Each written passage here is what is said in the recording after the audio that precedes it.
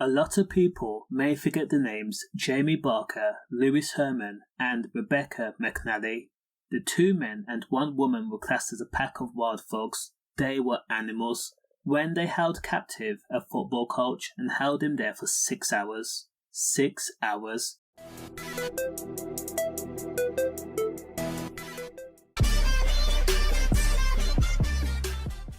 The objective was to dish out misguided punishment that was meant to hurt and humiliate the victim in the most extreme and vengeful way.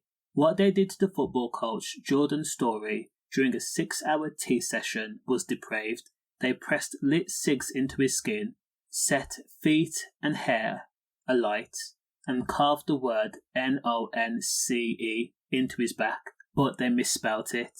The sadistic incident occurred in February of 2020. Jordan Storey knew 28-year-old Jamie Barker, 25-year-old Lewis Herman, and 30-year-old Rebecca McNally. Jordan had received a call from his friend of 10 years, Chelsea Wilson Ford, saying that she had been struck by her then partner, Jamie Barker. So 28-year-old Jordan rushed to her flat to confront the boyfriend. Jamie did not take kindly to his girlfriend calling Jordan, so they scrapped. Jordan won. Now Jamie Barker made no complaints to the police. Now Jordan stayed at Chelsea Wilson's flat in order to protect her. Jamie Barker then returned to the flat. Now by this time Rebecca McNally was there and also Lewis Herman. Everyone began to drink and some of them took MDMA, but slowly the entire gang began to turn on Jordan. Lewis Herman got up and then struck Jordan, giving the first blow. Rebecca then picked up a wine bottle and then struck Jordan twice on the head. She then held him down on the sofa while Jamie Barker struck Jordan with the wine bottle, this being the 3rd strike. Now of course Jordan must have been dizzy in the very least, but it wasn't over, this was just the beginning. Jordan was then struck with a sledgehammer to his back by Rebecca 3 times, and then Jordan was struck by Jamie Barker repeatedly, face and body. After Jordan's body went momentarily limp, he was placed in a chair and then bound by his wrists and feet.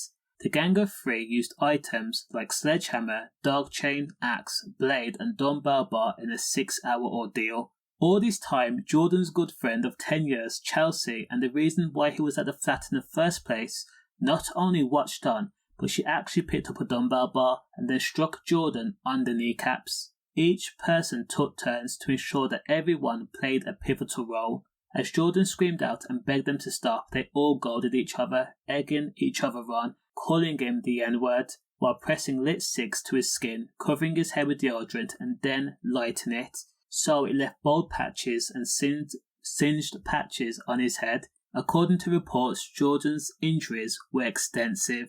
Lewis Herman screamed at Jordan and says, "Tonight you're getting K'd." Now because the gang were out and out evil, they recorded parts of the incident on their phones and even posted it online. They knew exactly what they was doing because each time one of the members went into the frame, Lewis or Jamie would scoot them out of the way. Now when it was posted, they even asked people to comment and like the post on social media, both pictures and videos. Some people that watched it were so traumatized that they actually contacted police also. Now Jordan thought he was going to die. Between being struck and burnt, he listened to Rebecca and Jamie and Lewis discussing how they were going to K him and then dump him on the beach. They also talked about framing Jordan for an R on Rebecca McNally, something that did not happen at all. Crazily, Rebecca was not against the idea.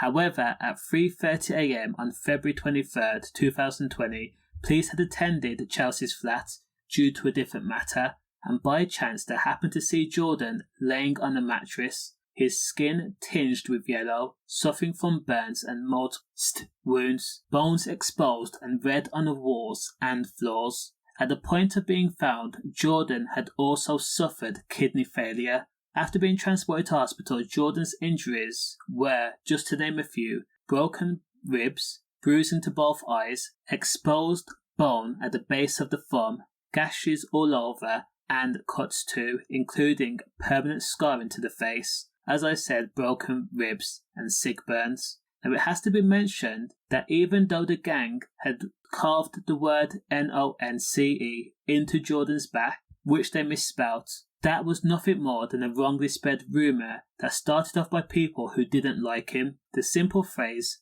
turned Jordan's life upside down. Now, so educated, as I said, were Lewis, Rebecca and Jamie that they misspelled the word when they carved it into his back. So, when Jamie Barker was arrested, his phone was taken and police found videos and pictures of the crazy incidents. When Lewis Herman was arrested, police also found videos and images of the incidents and was able to prove that Lewis was the one who posted the incidents on social media platforms like Facebook.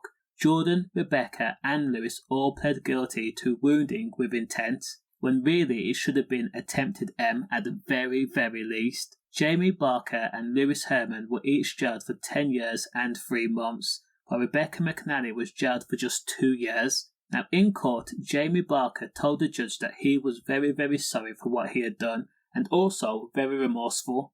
Things just got out of hand after having a drinking session. As for Jordan's story, his life was effectively ruined. He had to give up being a football coach, something that he loved, and now suffers from PTSD. He says that every time he looks in the mirror or looks at his hands or looks at his body, it's a constant reminder of what he went through. People in his own area began to turn on him just because they set everyone against him. And for what? Because he decided to help his friend of 10 years, Chelsea Wilson Ford, after she told him that she was being struck by her boyfriend, Jamie Barker. Does the crime match the sentence? Let me know in the comments. Stay safe.